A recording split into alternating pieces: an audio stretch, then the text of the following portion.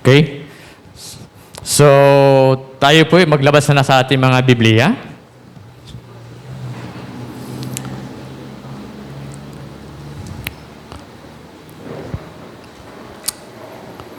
So, ang ating topic po sa umagang ito mga kapatid ay makikita natin sa Book of Mark. At ito po ay sa series ng ating preaching. Kung matatandaan natin ay ang tinuro ni Pastor V. Class nung nakaraan pa ay sa Book of Mark din. Yun po ay the Lord's Supper. So mga kapatid, sa ngayon po ay aabanti naman tayo. Makikita natin sa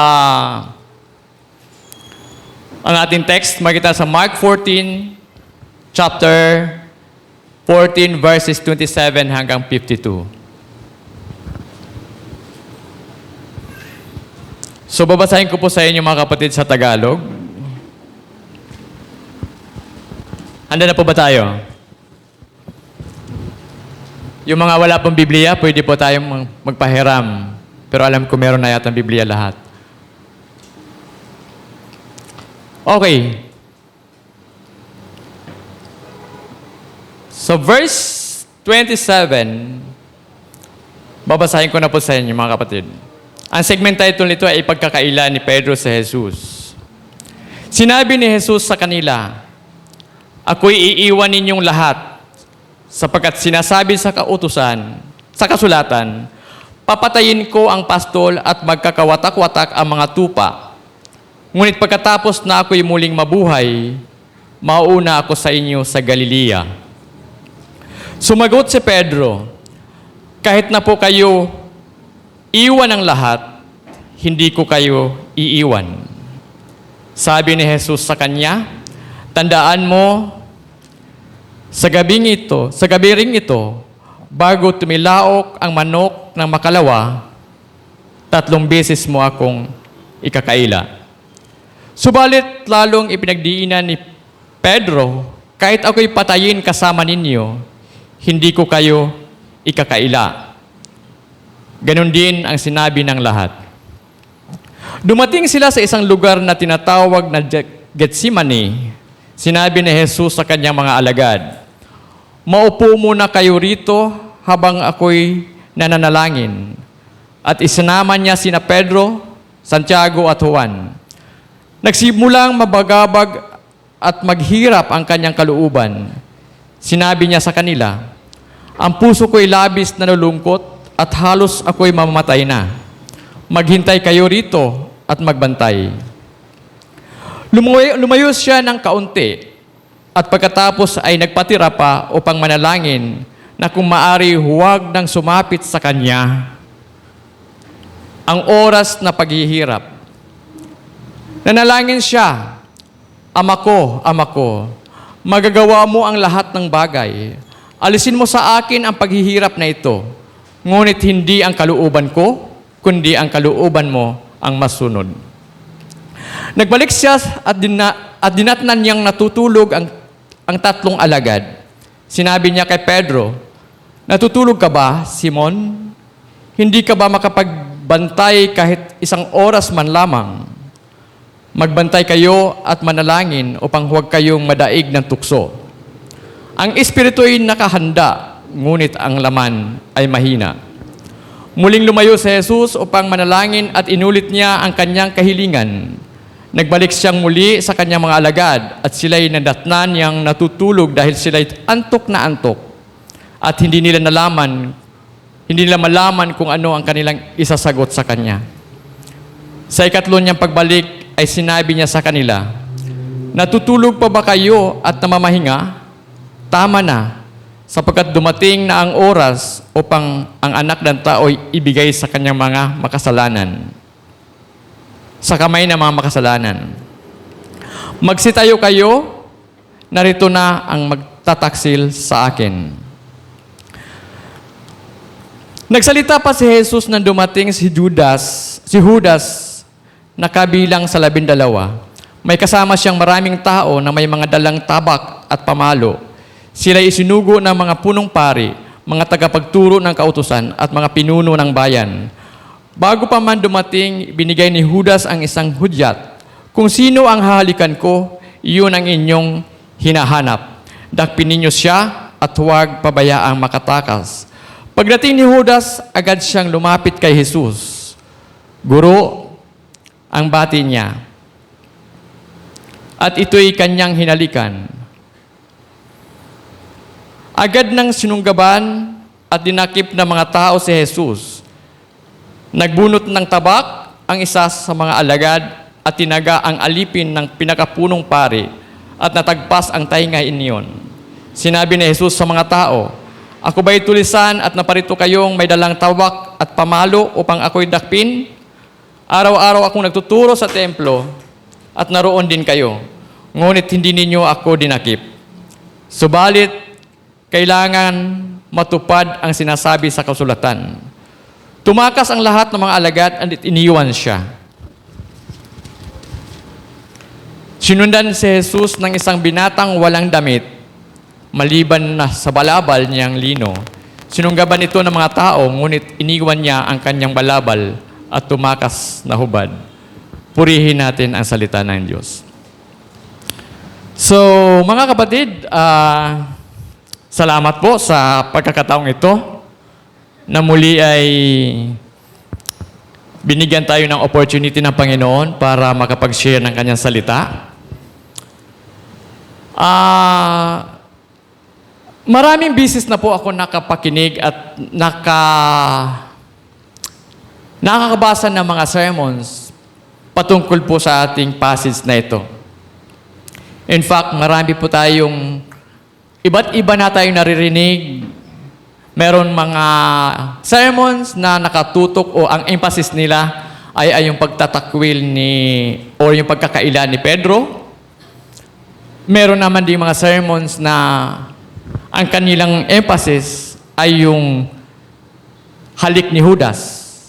Na kung saan, napaka-biblical din naman, naandyan po lahat sa ating binasa. Pero sa umagang ito, dadalhin ko po kayo sa ibang aspeto naman, na kung saan nakikita ko rin po sa ating passage. Ang nakikita ko rito, mga kapatid, ay ibang-iba naman doon sa nakikita ng sa mga lahat na mga nagtuturo. Pero ito po ay naniwala ako, ito po ay spiritual gems din na makukuha natin dahil ito po naman ay galing din po sa passage natin babasahin ngayon.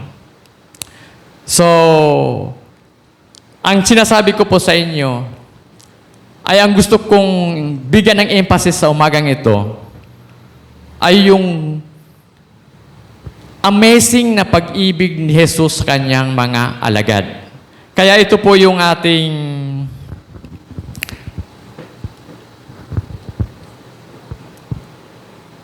kung makikita nyo sa ating screen na medyo malabo naman, yan po ay pagkakataon na si Jesus ay hinuli na at dyan din po makikita natin na nilapitan siya ni Judas para siya ay halikan bilang hudyat para siya ay dakpin ng mga sundalo. Now, ito po yung sinasabi ko sa inyo na ang ating lesson sa umagang ito, yung ating magiging topic, ay nakatuon tayo dito sa pag-ibig ni Jesus sa kanyang mga alagad. Tinatawag ko po dito na Jesus' amazing love for His disciples. Kung mapapansin natin na itong mga disipulo ni Jesus ay kasama niya lagi. Kasama niya lagi kung saan siya napunta. Pero this time, makikita natin na talagang kakaiba yung ipinakitang pag-ibig ni Jesus sa kanyang mga alagad. Kaya ang tawag ko nga dito is amazing, o yung kahangahangang pag-ibig na kung saan hindi halos natin makikita sa mga tao.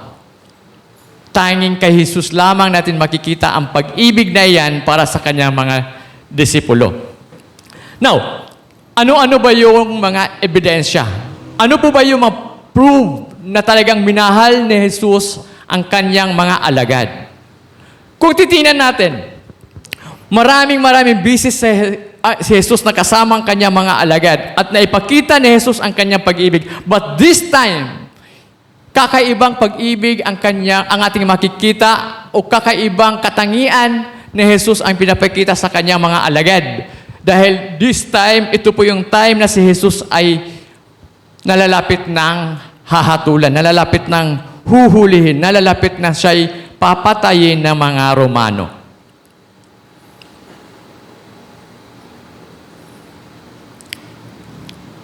Bakit ko sinasabing amazing yung kanyang pag-ibig? Una, makikita natin sa ating binasa mula sa verse 27 hanggang 28. Ang unang nakikita ko dito, kung bakit masasabi kong mahal ni Jesus ang kanyang mga alagad.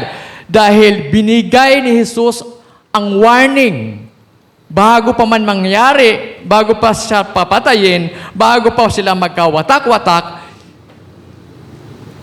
ahead of time, sinabi niya ang pwedeng mangyayari. Anong sabi niya? You will fall away. You will fall away, for it is written. So, nung sasabihin niya, kayo ay magkawatak-watak, kayo ay iiwan ninyo ako mag-isa, dahil ito ang naisusulat. Na kung anong naisusulat? I will strike the shepherd, and the sheep will be scattered.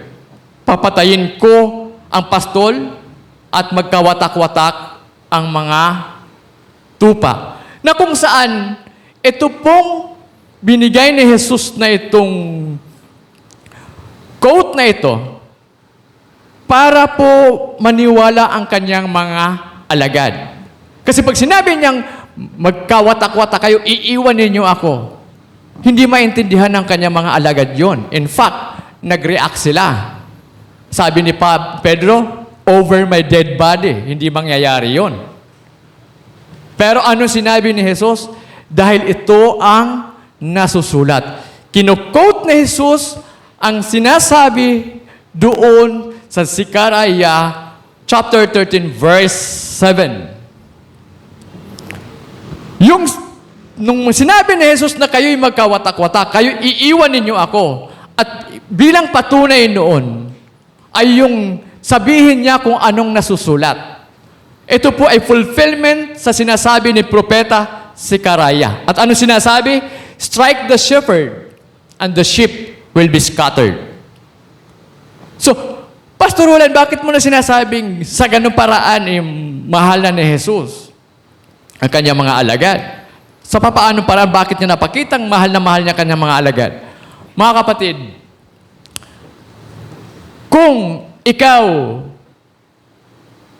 ay alam mong papatayin ka na, kung ikaw ay alam mong huling araw, huling sandali mo na, maiisip mo pa ba ang iyong mga alagad? Maiisip mo pa ba ang ibang tao? Hindi ba ang iisipin mo na lamang ay yung paano mo haharapin ang kamatayan? But dito mga kapatid, nakikita natin, ayaw ni Jesus na magkawatak-watak o ayaw ni Jesus na may masamang mangyari sa kanyang mga alagad. Kaya, bago pa nangyari yun, pinaalalahanan na niya o sinabi na niya ang pwedeng mangyari na kayo'y magkawatak-watak dahil ako ay mamamatay. At yun po ay nangyayari. Ang warning ni Jesus sa kanya mga alagad ay kung paano mangyayari at ano ang mangyayari at ano ang magiging respond nila doon sa pangyayaring iyon. At alam natin kung ano-ano ang respond. Nababasa natin, lalo na kay Pedro. Anong respond ni Pedro? Sabi, hindi po mangyayari yung itatakwil kita, Panginoon. Itatakwil ka man ng lahat, pero ako never. Hinding-hindi kita itatakwil. Mamamatay man akong kasama mo. Pero anong sabi ni Jesus sa kanya? Bago titilaok ng makalawa, 3 bisis mo akong ikakaila. So, Bago pa mangyayari, inilatag na ni Jesus ang pwedeng mangyari. Ipinakita na sa kanyang mga alagad. Para ano? Para ihanda ang kanyang mga alagad na ito ang mangyayari at bukod doon, binigay niya ang warning at the same time, binigyan din sila ng mga promise. At anong promise ni Jesus? Pagkatapos ko at pagka muling ako may mabuhay, magkikita tayo at mauna ako sa inyo sa Galilea. Wow! Comforting ba? Pero mga kapatid, ang nakakalungkot, nung sinabi ni Jesus na ako ay mabuhay muli at magkikita tayo, mauna ako sa Galilea, itong mga bagay na ito ay hindi naintindihan ng mga apostolis, ay mga disipulo. Bakit natin masasabi? Nung mangyari na nga na si Jesus ay namatay na at nabuhay muli, noong time na ibalita na ni Maria Magdalena sa kanyang mga alagad na si Jesus ay nabuhay muli, hindi siya pinaniwalaan. Hanggang may dalawang alagad na nagsabi sa kanila, hindi pa rin sila naniniwala. At hanggang dumating sa punto na si Jesus na mismo ang nagpakita sa 11. At in fact, doon, nung time na yon ay nirebuke sila ni Jesus. Nirebuke sila ni Jesus dahil sa kanilang katigasan, dahil sa kanilang kulang na pananampalataya sa Kanya. At ang lahat ng itong pangyayari ito, doon sa pagpahayag ni Jesus na siya'y mamamatay at sila'y magkawatak-watak at siya'y mabuhay muli at nangyayari ang lahat ito, maging yung respond o yung magiging reaksyon ng mga disipulo katulad ni Pedro ay nangyayari ng eksaktong-eksakto. Dito po natin makikita mga kapatid na yung power ni Lord, ang power ng Panginoon ay na-display sa kanilang kalagitnaan. Napakagandang tingnan na itong Panginoon Jesus na namatay sa krus para sa atin ay hindi lang isang ordinaryong tao. Siya ay may kapangyarihang alamin ang katotohanan, alamin ang hinaharap dahil siya ay all-knowing God. Hindi pa nangyayari, nakikita niya na at nasabi niya na kung anong pwedeng mangyayari. Minsan sa ating buhay, mayroon tayong mga doubt. Kung minsan hindi natin halos maisip, lalo na kapag tayo ay punong-puno na ng problema. Hindi natin alam kung anong gagawin. Pero ito, pwede nating panghawakan to. Na ang mayroon tayong Panginoon na all-knowing God. Andyan si Jesus na alam niya ang magiging bukas mo. Alam niya kung anong nakatadhana sa'yo. Kaya wala tayong dapat lapitan. Wala tayong dapat ibang kapitan kung tayo may mga problema, kundi ang ating Panginoong Jesus lamang.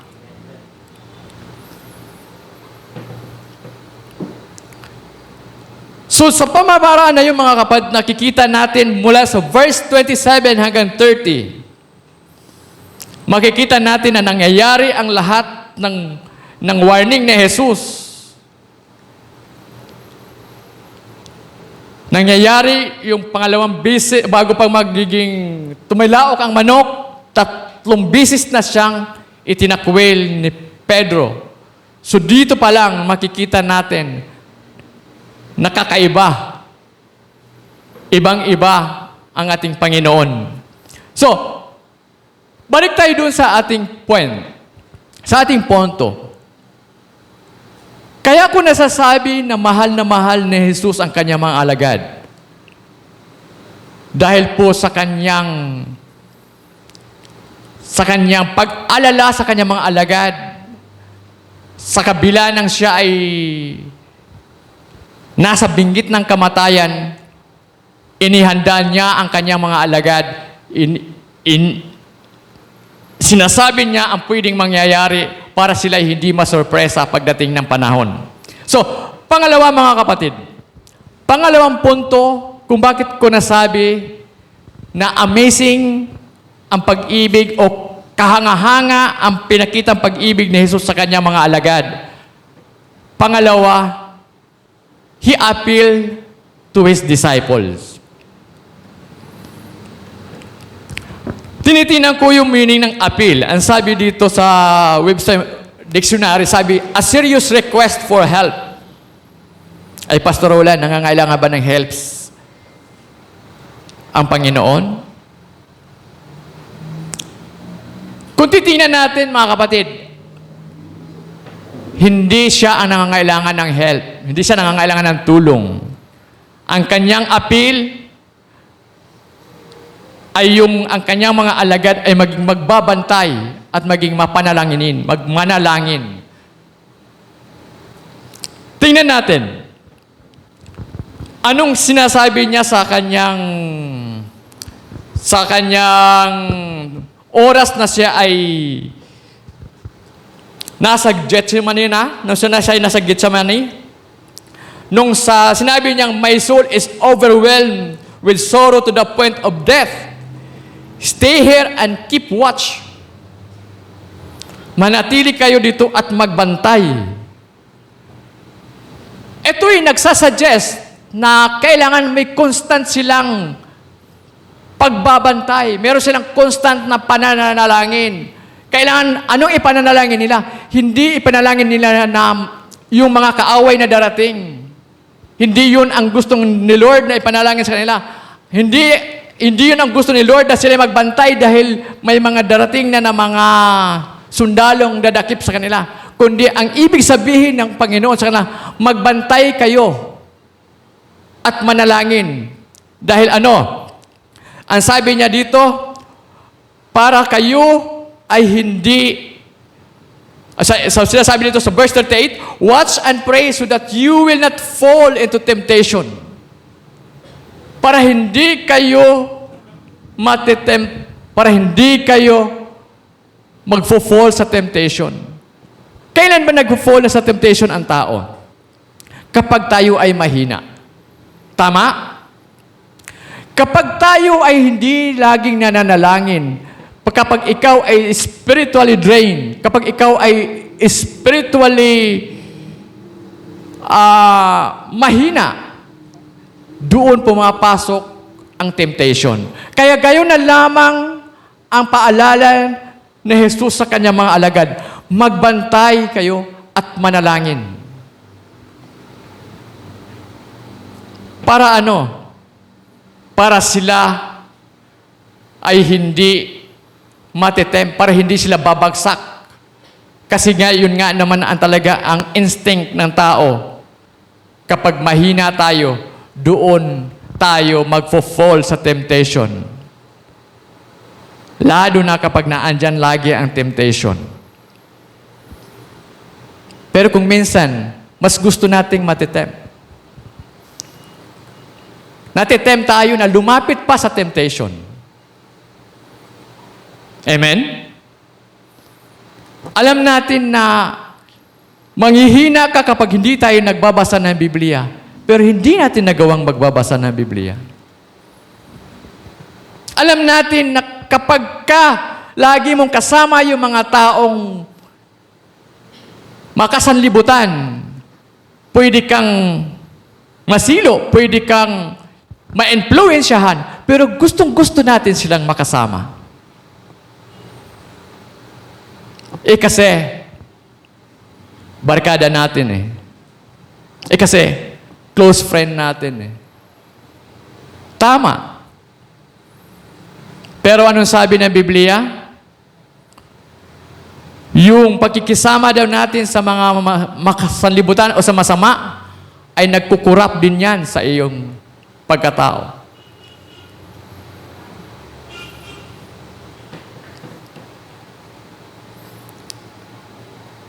Ang panalangin ni Jesus, mga kapatid, ang gusto ko nating makikita dito. Ang sabi niya dito sabi niya dito sa verse 32, "Sit here while I pray." At nakita niya at isinama niya si Pedro, maging si Peter, si John, at si James. Ito yung kanyang malalapit na mga disipulo. Pero tingnan niyo, mga kapatid, hindi nakapaghintay ang kanyang mga disipulo. Lumayo lang kunti ang Panginoong Hesus para manalangin. Pagbalik niya, tulog na ang tatlo. Sa pangalawang pagpipray ni Jesus, pagbalik niya, tulog ulit ang kanyang mga disipulo. Hanggang 3 times nananalangin si Jesus. 3 times ding nadatnan niyang tulog ang kanyang mga disciple. Kaya ang sabi ni Jesus, "The spirit is willing, but the flesh is weak." So makikita natin, mga kapatid, na yun po ang tendency natin, mga kapatid. Tayo, malakas lang ang ating kaisipan, pero ang ating katawan ay minsan siyang mahina.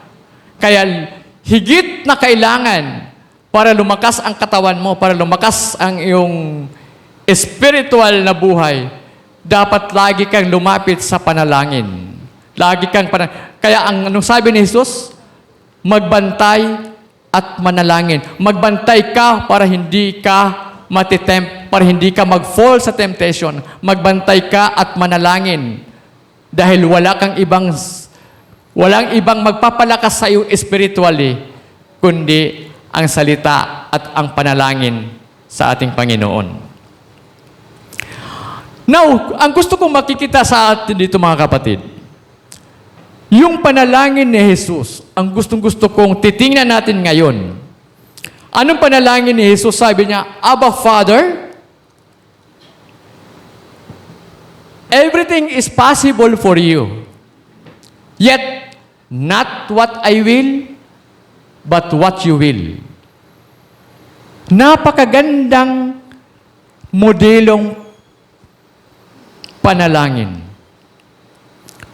Tayo kung minsan pag nanalangin, napaka self-centered. Ang gusto natin, pagka tayo nanalangin, ibigay sa atin yung ganito. "Lord, bigyan mo ako ng hanap buhay. Lord, ipagkaloob mo sa akin yung ganito. Lord, hanggat maaari, ibigay mo sa akin." Anong prayer natin? Laging ibigay mo sa akin, magkaroon ako ng ganito.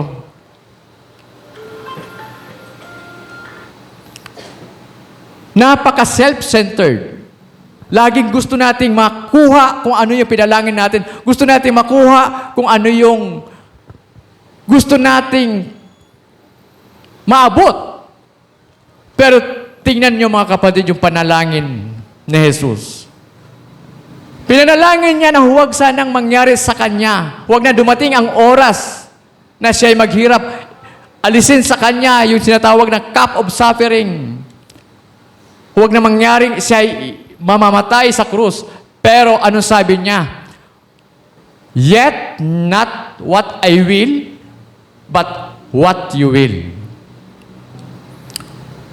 Hindi yung aking kagustuhan ang masunod, kundi ang kagustuhan mo, Panginoon. Now, tayo, sabi ko nga, laging gustong-gusto mangyari yung anong gusto nating yun lang ang gusto nating mangyayari.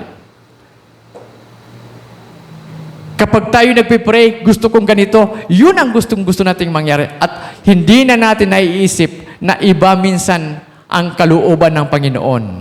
Hindi minsan, laging ang gusto mo ay ang kalooban ng Diyos.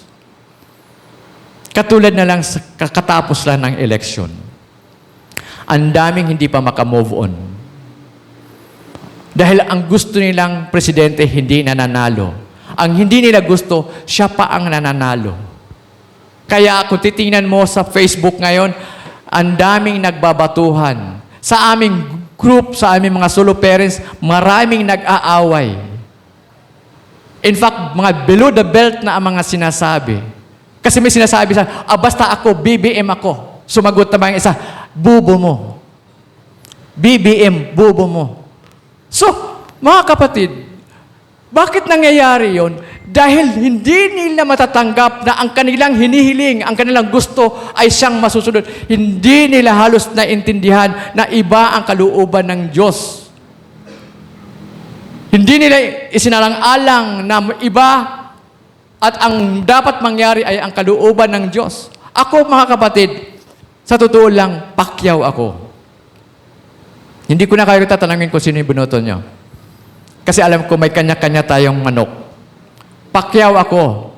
Pero ngayon, BBM na ako. Amen. Yes. Alam ko may mga BBM dito. Bakit BBM? Siya na ang nananalo. Siya na ang niluluklok ng Panginoon. Dahil alam natin ang Biblia. Di ba ang sabi? Dapat tayo magpasakop doon sa authority. At walang authority na inatatag sa mundong ito, kundi ang Diyos ang nagtatag ng mga yan. At kapag yan ay kinontra mo, parang kinontra mo na rin ang Panginoon. Di ba? Sa Romans 13, yung topic namin sa COPE, napakagandang bulay-bulayin. Na walang institusyon o walang itinatag ang Diyos, ay walang itinatag o walang nakaupo o walang nagiging leader kung hindi ang Panginoon ang nagtatayo. Kaya kung sino yung nakaupo, dapat tayo magpasakop. Sabi nga ni Jesus, yet not what I will, but what you will. Napakagandang tingnan. Meron pa ako nakita doon sa Facebook na isang pare na talagang binatikos naman siya ngayon dahil sa kanyang papahayag, sa kanyang pagpahayag na worst daw ang nangyayaring nananalo si BBM. Naawa ako doon sa pare kasi yung mga ordinaryong tao na ang nangangaral sa kanya. Ang sabi, pare ka pa naman, hindi ka ba nagbabasa ng Biblia? So mga kapatid, I'm thankful na sa atin na mga Kristiyano, mga taga-CBC Binyan, CBC organization, ay wala ako nakikitang nakikisaw-saw sa mga ganong klaseng pagtatalo. Ang ibig lang sabihin yan, matindi ang theology natin, mga kapatid. Glory to God, mga kapatid. Dahil tayo naturuan, dahil tayo ay nabigyan ng wisdom ng Panginoon na ang lahat ng itinayo, ang lahat na nakaupo, ayan ay itinatag ng Diyos. At walang sinumang pwedeng kumontra dyan. Dahil pag kinontra mo yan, o pag kinwestiyon mo yan, para mo na rin kunwestiyon ang ating Panginoon. So, pangatlo, mga kapatid, bakit ko nasabi na si Jesus ay minahal niya ang kanyang mga alagad ng amazingly? Dahil dito makikita natin, dito sa Book of Mark, hindi natin makikita kung ang account na ito. Pero ang nakikita ko dito, same context doon tayo sa Book of John. Sa chapter 18, verse 7 and 9. Ito po yung account na huhulihin na si Jesus ng mga sundalo kasama si Judas. At that time, nakikita ko na masasabi natin na talagang mahal ni Jesus ang kanyang mga alagad. Bakit? Kasi kung babasahin natin, ito nakasabi ko dito, sa ano to ha? Sabi dito, from 7 to 9, sabi dito, who is it you want? Ito tinatanong ni Jesus sa mga sundalo. Sabi, Jesus of Nazareth.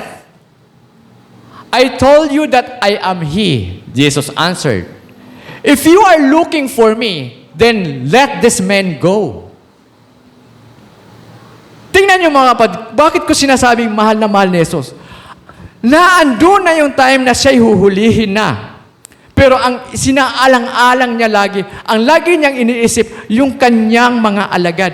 Yung sinasabing, let this man, itong mga alagad kong ito, ay hayaan niyong makalayo. Hayaan niyong makatakas. Hayaan niyong iwanan ako. See? Kung tayo kaya mga kapatid, nasa binggit tayo ng trouble, kasama natin mga barkada natin, kasama natin yung mga kamag-anak natin, siguro pagka meron ng trouble, magmamalaki ka pa. Hey, marami kami. Fight na kung fight. Pero anong ginawa ni Jesus? Sinipti niya muna ang kanyang mga alagad.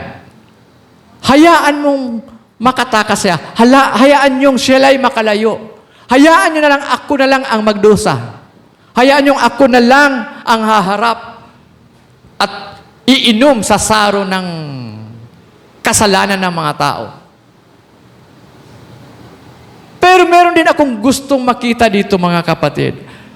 Basahin niyo, sabi niya, this happened so that the words he had spoken would be fulfilled. Ano yung word na gusto ma-fulfilled? I have not lost one of those you gave. Ito ang sinabi ni Jesus. Sinabi ni Jesus na nangyayari daw ang lahat ng ito para ma-fulfill. Ang sinabi ng Biblia, nangyari ang lahat ng ito para ma-fulfill at ang sinasabi ni Jesus na walang ni isa na ibinigay sa kanya ng Ama ay mapapahamak. Ano? Gusto ko niyong tingnan niyo mga kapatid. Yung word na sinasabi ni Jesus dito, na I have not lost one of those you gave. Ang sinabihan niya dito ang Ama, na walang ni isa na mapapahamak sa lahat na binigay mo sa akin. Eto mga kapatid, dito ko nakikita ang pag-ibig ng Diyos sa atin. Ibinigay ka kay Kristo para ikaw ay pangalagaan. Ano sinabi niya? Ulitin natin. If you are looking for me, then let this man go. This happened so that the words he had spoken would be fulfilled. Para mangyari ang mga sinasabi niya. At anong sinabi niya? I have not lost one of those you gave me. Ni walang isa sa inyo na mapapahamak. So, meaning, kayo, kapag kayo ay pag-isa na kay Kristo, kung tayo ay dakay kay Kristo, we are secured, mga kapatid. Si Kristo ang nag-iingat sa atin. Sabi niya, hindi ko hayaang merong isa sa ibinigay ng Ama na mapapahamak. So kaya tayo, mga kapatid, hindi tayo naniniwala na kapag ikaw ay born again, na kapag ikaw ay nananampalataya na kay Kristo, ikaw ay mapapahamak pa. No way. Hindi pababayaan ni Jesus na ikaw ay mapapahamak. Hindi pababayaan ni Jesus na ikaw ay hindi niya maisama sa langit pagdating ng panahon. So yun po ang theology natin, mga kapatid. Kapag ikaw ay talagang binago na ng Panginoon, kapag ikaw ay tutuong tumanggap na sa Panginoon, secured na po kayo. Dahil hindi hayaan ni Kristo na ikaw ay mapapahamak. Sa pangyayaring iyon, mga kapatid, nung si Jesus ay pinalayas niya, he drove away his disciples. Dito ko nakikita kung gaano niya kamahal ang kanyang mga alagad. Mga kapatid, dito ko nakikita na siya yung totoong kaibigan. Siya yung totoong kaibigan na dapat nating lapitan at dapat nating gayahin. Bakit? Kasi sa John chapter 15 verse 13, ang sabi, greater love has no one than this, that He laid down His life for His friends. So, si Jesus lang ang nakagagawa nun. Inaalay niya ang kanyang buhay para sa kanyang kaibigan. Hinayaan niyang siya'y mamatay, makaalis lamang ang kanyang mga disipulo. Siguro kung tayo nun nagagalit pa tayo kung iiwanan tayo ng ating mga kasama. Baka sabihin natin, wala kang kwentang kasama. Pagka ako pala ay nasa binggit ng kamatayan, ako'y iiwanan ninyo. Pero iba si Jesus. Handa niyang ialay ang kanyang buhay para sa kanyang kaibigan, para sa kanyang mga disipulo. Kayo, tayo, inaalay niya ang kanyang buhay para sa iyo, para sa atin. Ganon niya tayo kamahal. Kaya, kapatid, huwag kang mag-alinlangan. Kung ikaw may hindi mo pa tinanggap ang Panginoong Hesus, huwag kang mag-alinlangan. Mahal na mahal ka niya. Mahal na mahal niya tayo. Handa niyang ialay ang kanyang buhay para sa kanyang mga kaibigan. Katulad mo, katulad ko. Amen?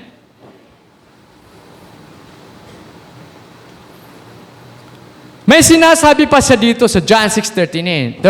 Ang sabi niya, "And this is the will of Him who sent me, that I shall lose none of all that He has given me." Ito nga yung sinabi ko kanina. Anong gagawin niya? "But raise them up at the last day." Yun daw po mga ibinigay sa Kanya ng Ama ay never na never niyang hayaang mapapahamak. Never na never niyang hayaang mawala pa. Bagkos ang gagawin niya, bubuhayin niya ang lahat ng ito pagdating ng panahon. Natatakot ka pa ba, kapatid? Kung ikaw ay totoong na kay Kristo, huwag ka nang matakot. Nanay Meli, huwag na tayong matatakot. Secured na ang buhay natin kay Jesus. Now, nakita natin kung paano ni Lord minahal ang kanyang mga disipulo. Now, ano naman ang dapat natin gawin? Ito naman po ang proposition ko. Kung ikaw, sabi ko nga kanina, kung tayo ay hindi pa decided, kung ikaw ay hindi nag-aalangan pa, kung ikaw ay hindi mo pa talaga totally nakilala ang Panginoong Jesus, now, it's about time. Come to Jesus and receive Him as your Lord and Savior. Para mapasama ka doon sa pag-ibig ni Jesus. Lumapit ka sa Kanya at tanggapin mo si Jesus bilang Diyos at tagapagligtas mo.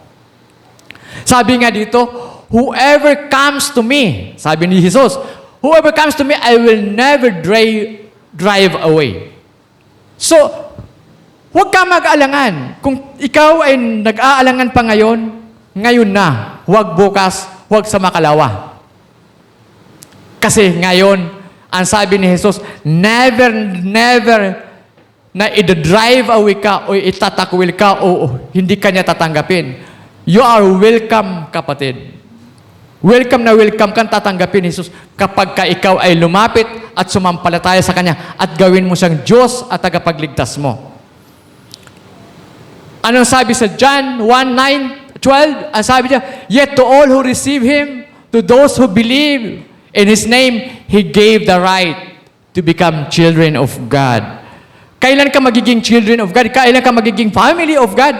Kapag ka ikaw ay nanampalataya, kapag ikaw ay naniniwala kay Jesus, then you are a child of God. At kapag ka ikaw ay kasama na sa pamilya ni Jesus, pamilya ng Panginoon, kapag ikaw ay child of God na, Mahal na mahal ng Diyos ang kanyang mga anak. Ang sabi niya, never na never kanyang i-drive away. At hindi mangyayari na meron sa atin na mga anak niya, sa atin na pamilya niya, ay mawawala ni isa. Kundi ang lahat sa atin, anong gagawin niya? Ay bubuhayin niya pagdating ng panahon. Now, ngayon na, kapatid, tanggapin mo si Jesus sa ngayon.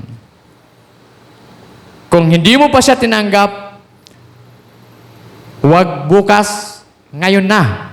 Dahil sabi nga ni Bishop Jim, 2 tao na mamatay bawat segundo. Sayang kung hindi natin tanggapin ngayon. Now, pangalawa, sa atin naman na mga natumanggap na sa ating Panginoon, ang dapat natin ding isipin, dapat nating alamin, o dapat nating matutunan, ay ang huwag tayong umaasa sa ating sariling lakas. Huwag tayong umaasa sa sarili natin. Dahil ito po ang nangyayari kay Pedro. Ang lakas loob niya, nag-boast pa siya. Never na ikaw ay aking itatakwil o ikakaila. Over my dead body, mamatay ako kasama mo. Pero anong nangyari? 3 bisis niyang ikinakaila ang Panginoon. Bakit? Nagdepende siya sa kanyang lakas. Nagdepende siya sa kanyang talento, sa kanyang galing. Nagdepende siya sa kanyang sword na hawak. Kaya dito mga kapatid, ang gusto ng Panginoon, huwag kang magdepende sa sarili mo. Magdepende ka kanino? Walang iba kundi sa ating Panginoong Hesus. Sa Diyos ka magdepende. Sa Diyos ka umasa. Sa Diyos ka kumuha at humugot ng lakas. Gayahin natin ang sinasabi doon sa Philippians, sabi ni Pablo, I can do everything through Him who gives me strength. Magagawa mo daw ang lahat o nagagawa ko ang lahat dahil sa Kanya, hindi dahil sa akin. Kasi minsan kapag kayo ang sinasabi, minsan kung ito pa nga ang pwedeng lagi nating maririnig mga kapatid dito sa labas. Once na may iso kang mapuri, anong sasabi niya? Ako pa. Babatukan pa ang dibdib. Ako pa. Yun ba ay boasting? Hindi niya alam na yung binigay sa kanya ay blessing lang ni Lord yan. Na anytime pwede niyang kunin, pwede niyang alisin. Sabi nga doon sa prayer ni Lord, ni Jesus, everything is possible to you. Walang imposible sa ating Panginoon. Now, pangatlo, seek His understanding and follow His will. Bakit ko sinasabi dito?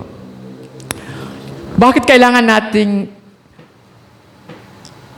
mag-seek o talagang hanapin at ituon lang natin sa Kanya ang lahat? Dahil ito po ay yung isang problema sa mga disciples. Nung sinabi sa kanila ni Jesus na kayo'y magkawatak-watak dahil ako'y papatayin, hindi nila naintindihan yon. Kasi kung naintindihan lang sana nila yon, di sana'y hindi mangyayaring ikakaila ni Pedro si Jesus. Pero kailan ba natin maiintindihan? Kailan ba natin malalaman yung understanding na manggagaling sa Kanya ay walang iba kundi ang pagbabasa ng Biblia. Nasa Bible ang lahat na understanding, nasa Bible ang wisdom, nasa Bible ang lahat na kaalaman, yung truth na dapat mong malalaman sa araw-araw nating buhay. Nasa Bible ang lahat. Ang gagawin na lang natin ay ang basahin, aralin, para ito ay magiging sandalan natin sa ating pamumuhay. At next, follow His will. Ano sabi niya? Yet not my will, or yet what I will, but what you will. Anong ibig sabihin noon? Itinuturo yun ni Jesus sa atin sa ngayon. Yung kanyang panalangin na hindi ang kanyang kalooban ang dapat masunod, kundi ang kalooban ng Panginoon, ay parang sinasabi niya sa atin, ganito kayo mag-pray. Ganito dapat nyo gawin. Sundin nyo ang kalooban ng Ama. Sundin nyo ang kalooban ng Diyos. Huwag nyo sundin ang kalooban ninyo. Dahil minsan, iba ang kalooban ng tao kaysa kalooban ng Diyos. Amen? So mga kapatid, kung minsan nakikita ko sa atin na kapag tayo ay dumanas ng paghihirap, kung tayo ay nasa mga trials and suffering, lagi nating naiisip kung minsan, o minsan tini-question natin si Lord. Pero dapat, sabi nga dito, dapat hindi natin isipin na ang Panginoon ay may pagkukulang sa iyo, na ang Panginoon ay hindi niya kayang tanggalin ang mga paghihirap mo. Dapat nating isipin kung ito ba ay kalooban ng Diyos sa atin. Kung ito ba ay dapat mawala sa akin? Dahil ito ba ay kalooban ng Diyos sa akin? Sabi nga dito, when facing hardship, it's not about God's ability. Hindi ito dahil issue ng ability ni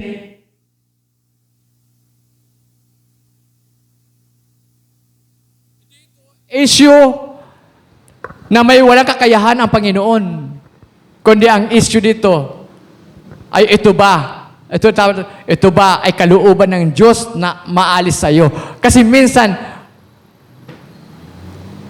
ang mga paghihirap, ang mga obstacles, ang mga sufferings na dinanas mo ngayon, ay may purpose ang Lord sa atin. Ano yun? Upang malaman mong mahal ka niya at hindi ka niya pababayaan. Ay, Pastor Roland, mahal ba ako ng Diyos? Marami na nga ako mga pagsubok. Marami na nga ako mga trials and suffering. Hindi pa nga nawawala sa akin. Hindi pa nga ako answered prayer sa mga pinapipray ko. Mahal ka ng Diyos, mga kapatid.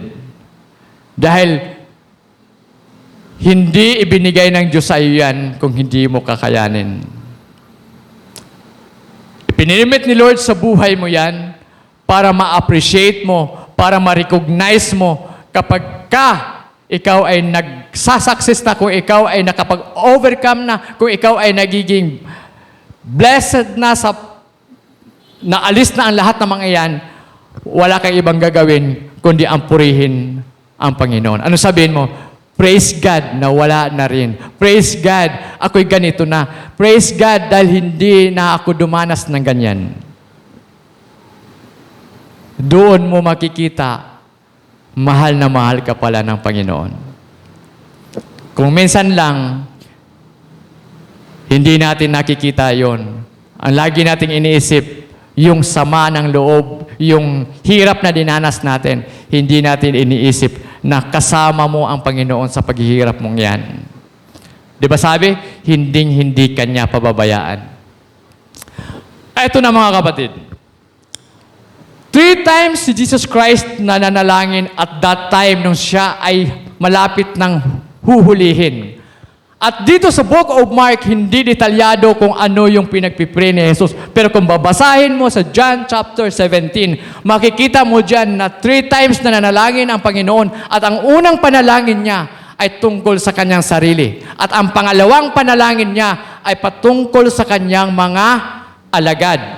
At ang pangatlo, mga kapatid, ay tungkol sa ating mga mananampalataya. Ano sabi? Kinote ko isa, sabi ito, my prayer is not for them alone. Sino yung them na yan? Yung mga disipulo. I pray also for those who will believe in me through their message. Naniniwala ka ba sa Panginoon? Nanampalataya ka ba sa Panginoon? Now, kung ganon, mga kapatid, iniisip ka ng Diyos, pinagpipray ka ng Diyos, sa kabila ng kanyang paghihirap, sa kabila ng siya'y mapapatay na, wala siyang iniisip, kundi kayo, kundi tayo. Ipinanalangin ka pa sa Ama. Anong ipinalangin niya? Ay ang mga mananampalataya. Kaya napakagandang tingnan, mga kapatid, na ikaw pala, kahit hindi ka pananampalataya ngayon, kasama ka na sa pinalangin. Bakit? Sabi dito, I pray also for those who will believe. Future, mga kapatid, yung mananampalataya pa lang ay ipinagpipray na ng Panginoon. Kaya ngayon, hindi pa huling lahat, mananampalataya ka na ngayon dahil kasama ka sa pinagpipray ng Panginoon sa Kanyang Ama.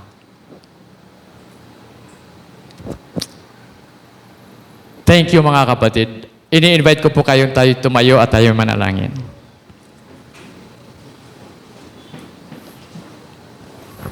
Dakilang Diyos na makapangyarihan sa lahat.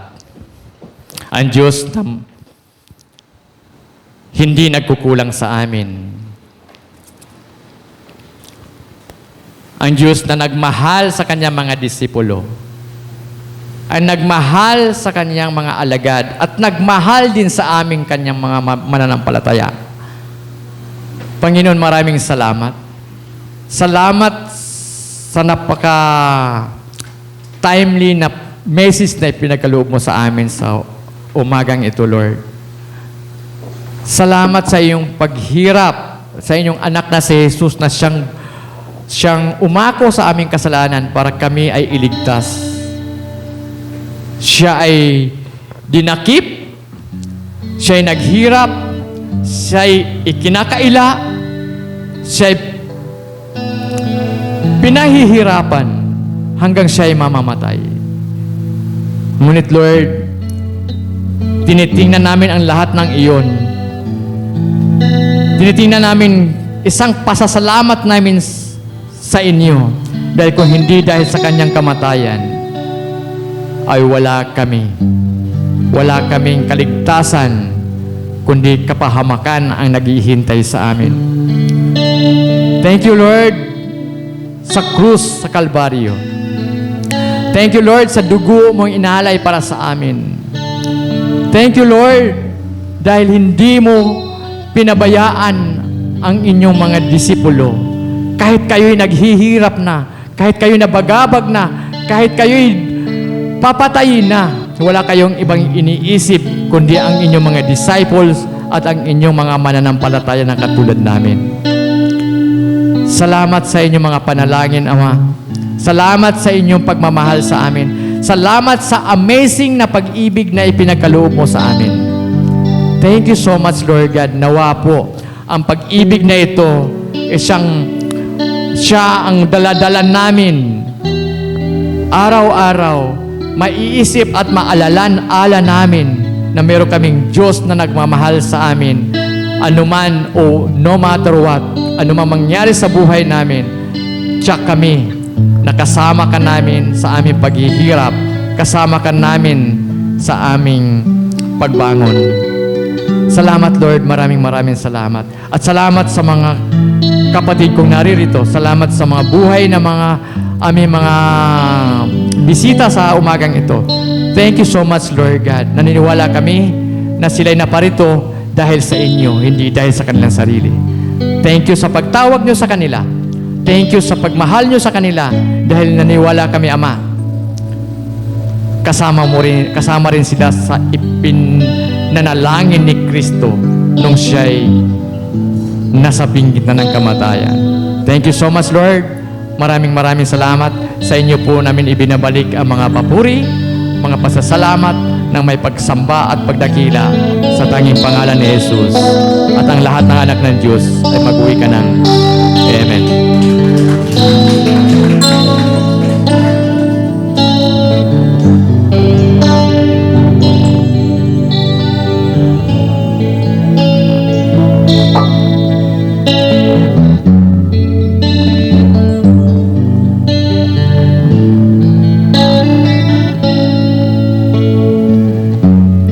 I'm forgiven because you were forsaken.